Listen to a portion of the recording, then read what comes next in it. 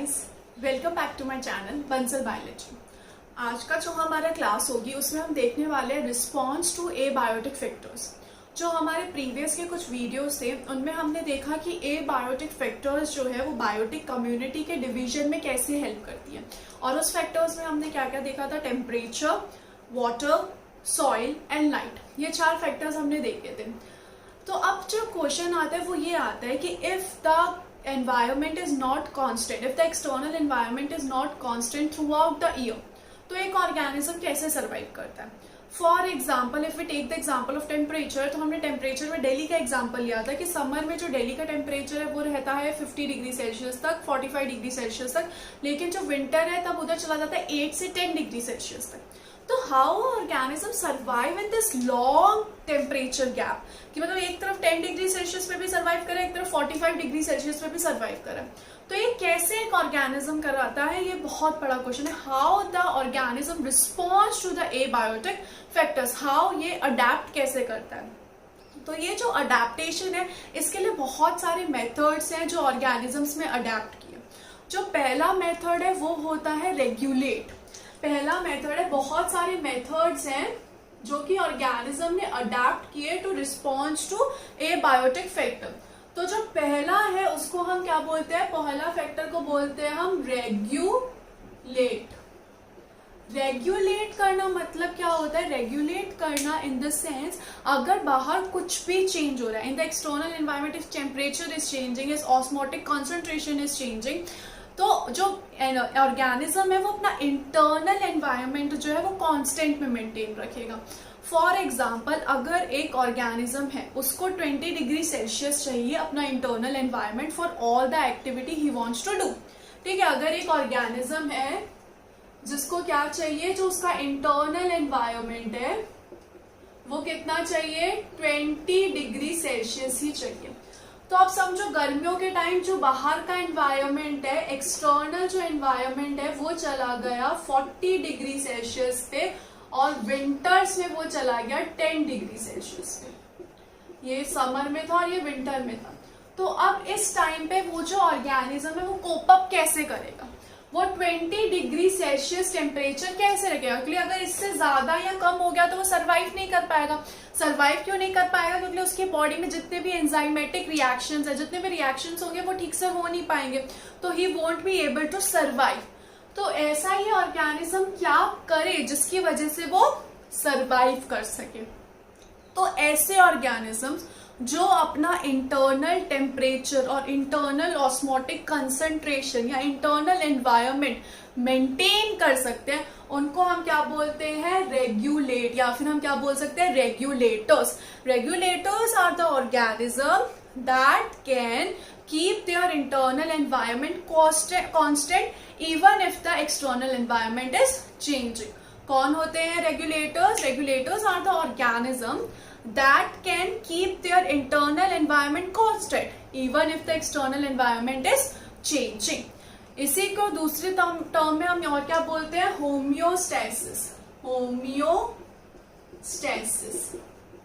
Homeostasis भी क्या होता है कि जो इंटरनल एनवायरनमेंट है वो क्या रहे, कांस्टेंट रहे, भले ही जो एक्सटर्नल एनवायरनमेंट है वो चेंज हो रहा है। और ये जो होम्योस्टेसिस कर सकते हैं उन ऑर्गेनिजम्स को क्या कहते हैं, हम उन ऑर्गेनिजम्स को हम कहते हैं रेगुलेटर्स। क्या कहेंगे हम उनको, regulators.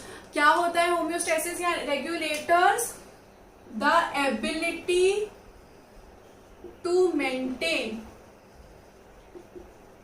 the internal environment as constant even if external environment is changing. External environment change हो रहा है लेकिन फिर भी इंटरनल एनवायरनमेंट को कांस्टेंट रखेंगे तो वो कौन होंगे, रेगुलेटर्स। तो ये जो रेगुलेटर्स है ये जनरली 2 चीजों को रेगुलेट कर पाते हैं। एक होता है thermo regulation, one is thermo regulation and the second is osmo regulation. Osmo regulation नाम से ही पता चल रहा है। थर्मो मतलब क्या होगा, थर्मो मतलब होगा टेम्परेचर, यानी कि ये ऑर्गेनिजम्स क्या कर पा रहे हैं, टेम्परेचर को कांस्टेंट रख पाएंगे। एक तो रख पाएंगे टेम्परेचर को कांस्टेंट, या फिर ऑस्मो। ऑस्मो से क्या मतलब है, ऑस्मोटिक कंसंट्रेशन को जो है वो ऑर्गेनिज्म कांस्टेंट रख पाएंगे। ठीक है, थर्मो रेगुलेशन बोल सकते हैं और ऑस्मो रेगुलेशन बोल सकते हैं। तो अब क्वेश्चन आता है कि ये अपने जो बॉडी के इंटरनल एनवायरनमेंट है इसको कांस्टेंट कैसे रखते हैं। तो इसके लिए दो वेज होते हैं, आइदर फिजियोलॉजिकल वे और बिहेवियर वे। दो तरीके से ये जो है हम अपने जो टेम्परेचर या ऑस्मोटिक कंसंट्रेशन है उसको कांस्टेंट रख सकते हैं। वो क्या क्या है, एक है फिजियोलॉजिकल वे और एक है बिहेवियरल वे। फिजियोलॉजिकल वे क्या होता है, फिजियोलॉजिकल वे में समझो अगर एक्सटर्नल एनवायरनमेंट चेंज हुआ तो your body will get a stimuli कि एक्सटर्नल एनवायरनमेंट चेंज हो रहा है, तो उसमें जो आपके सेल है, आपके जो टिश्यू है, वो अपने आप में ऐसे चेंजेस कर लेंगे जिसकी वजह से वो एक्सटर्नल एनवायरनमेंट में जो भी चेंज हो रहा है उसको कोप अप कर सके। ऐसे टाइप के हम वे को क्या बोलेंगे, फिजियोलॉजिकल वे। वही बिहेवियर में क्या आता है, अभी समझो कोई लिजार्ड है फॉर एग्जाम्पल, कोई भी ऑर्गेनिज्म है, तो अगर उसको बहुत ज्यादा ठंड लग रही है, बहुत ज्यादा ठंड है, तो वो क्या कर देगा, वो सन के नीचे जाके बैठ जाएगा, मतलब धूप में जाके बैठ जाएगा। तो उससे क्या होगा, सन बास्किंग से क्या हो जाएगा, उसका जो टेम्परेचर है वो फिर से नॉर्मल आ जाएगा। ठीक है, तो ये क्या हो गया बिहेवियर। बिहेवियर मतलब आपने कुछ आउटसाइड मूवमेंट किया, कुछ आउटसाइड किया जिसकी वजह से क्या हुआ, आपका जो टेम्परेचर है मेंटेन रहा। लेकिन फिजियोलॉजिकल में क्या होता है, आपके जो सेल्स हैं, आपके जो टिश्यूज है, वो खुद में चेंजेस करते हैं जिसकी वजह से क्या होता है, आपका जो बॉडी के पैरामीटर्स हैं वो कांस्टेंट रह सकते हैं, जैसे कि टेम्परेचर या जैसे कि ऑस्मोटिक बैलेंस। अब ये जो है ये कौन कौन से ऑर्गेनिज्म शो करते हैं, जो रेगुलेटर्स हैं उसमें कौन कौन से ऑर्गेनिजम्स आते हैं। तो इनमें जो ऑर्गेनिज्म होंगे, ऑर्गेनिज्म, तो उनके अगर हम एग्जाम्पल देखें तो होते हैं मैमल्स, फॉर एग्जाम्पल हम ह्यूमंस, मैमल्स, देन बर्ड्स, ठीक है, पंछी, बर्ड्स, और बहुत ही कम some of the lower vertebrates and invertebrates. बहुत ही कम vertebrates, lower vertebrates and invertebrates, generally कौन होते हैं, मैमल्स एंड बर्ड्स होते हैं। तो अगर हम इसका एक ग्राफ देखें, एक ग्राफ है जिसमें हम एक्सटर्नल एनवायरनमेंट और इंटरनल एनवायरनमेंट का बनाते हैं। यहाँ पे जो एक्स एक्सिस है उस पे मैंने लिख दिया एक्सटर्नल एनवायरनमेंट, और जो वाई एक्सिस है उधर मैं लिख देती हूं इंटरनल एनवायरनमेंट। तो अब मेरा क्वेश्चन है कि एक्सटर्नल एनवायरनमेंट तो है, वो तो चेंज हो रहा है, वो तो कॉन्स्टेंटली बढ़ता जा रहा है, बढ़ता जा रहा है, बढ़ता जा रहा है। तो इस केस में इंटरनल एनवायरनमेंट का रेगुलेटर्स के केस में क्या होगा, क्या रेगुलेटर्स का भी जो टेम्परेचर है वो धीरे धीरे बढ़ता जाएगा, ऐसे ऐसे ऐसे करते करते करते बढ़ता जाएगा, जैसे जैसे एक्सटर्नल एनवायरनमेंट बढ़ रहा है वैसे वैसे इनका टेम्परेचर या कुछ भी ऑस्मोटिक बैलेंस बढ़ता जाएगा, या जैसे जैसे एक्सटर्नल एनवायरनमेंट बढ़ रहा है वैसे वैसे इनका जो इंटरनल एनवायरनमेंट है वो कम होता जाएगा, या फिर थर्ड है कि जैसे जैसे एक्सटर्नल एनवायरनमेंट बढ़ रहा है इनको कोई फर्क ही नहीं पड़ रहा, इनका जो इंटरनल एनवायरनमेंट है वो कांस्टेंट ही रह रहा है। तो इन तीनों में से कौन सा ग्राफ सही होगा, लास्ट वन वाला, कि एक्सटर्नल एनवायरनमेंट कितना भी चेंज हो जाए लेकिन इनको कोई फर्क नहीं पड़ता, इनका इंटरनल एनवायरनमेंट है वो सेम का सेम ही रहता है। अगर 20 डिग्री सेल्सियस है तो 20 डिग्री सेल्सियस ही रहेगा, भले एक्सटर्नल एनवायरनमेंट चेंज होता रहे, 30 डिग्री हो जाए, 35 डिग्री सेल्सियस हो जाए, 40 डिग्री सेल्सियस हो जाए, लेकिन इनका जो इंटरनल एनवायरनमेंट है वो क्या रहेगा, वो हमेशा रहेगा कांस्टेंट। तो अब इसमें केस आता है कि ये करते कैसे, ये जो रेगुलेटर्स हैं ये रेगुलेट करते कैसे हैं अपने इंटरनल एनवायरनमेंट को। तो उसमें हम दो चीजें देखेंगे, एक आता है स्वेटिंग। स्वेटिंग क्या होता है, स्वेटिंग जब आती है हमें एक ह्यूज अमाउंट ऑफ स्वेटिंग आती है तो उसके बाद होता है इवेपोरेशन ऑफ स्वेट। तो जब इवेपोरेशन ऑफ स्वेट होता है तो उसकी वजह से जो हमें ठंड लगती है, हमें अच्छा लगता है क्योंकि हमारी जो बॉडी है वो कूल डाउन हो जाती है due to the evaporation of sweat. Same ये प्रोसीजर डेजर्ट कूलर में भी होता है। डेजर्ट कूलर में जो एयर है वो ठंडी हो जाती है due to the evaporation of water.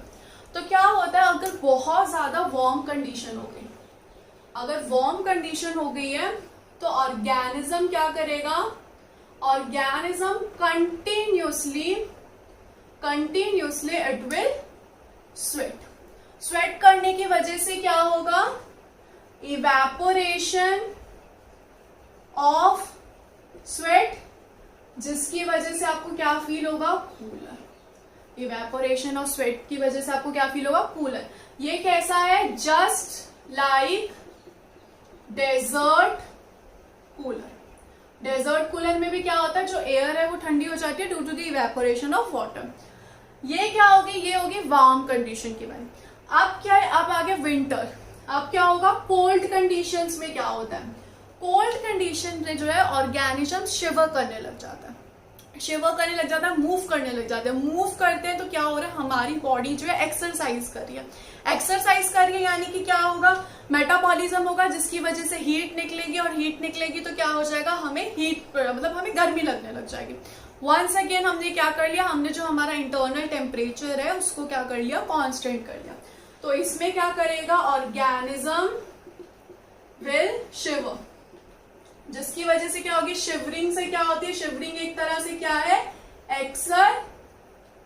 Exercise है, ठीक है। एक्सरसाइज की वजह से क्या हो गया, मेटाबॉलिज्म होगा, मेटाबॉलिज्म होने की वजह से हीट प्रोड्यूस होगा, और हीट प्रोड्यूस होने की वजह से जो है कांस्टेंट टेम्परेचर है, अंदर जो है वो कांस्टेंट टेम्परेचर रहेगा। यहाँ पे भी यही हो रहा था, नीचे भी क्या हो रहा है, सेम चीज हो रही है, ठीक है। तो ये दोनों क्या थे, एक तरीका था कि ऑर्गेनिज्म अपने आप कांस्टेंट इंटरनल एनवायरनमेंट कैसे रखते हैं। अब if we talk about plants जो है वो मूव नहीं कर सकते हैं, यानी कि वो बिहेवियर तो शो ही नहीं करेंगे, मूव तो कर ही नहीं सकते हैं। वो ज्यादा से ज्यादा क्या कर सकते हैं, ट्रांसपिरेशन कर सकते हैं। We have seen what is transpiration. Transpiration is the loss of water from the leaves.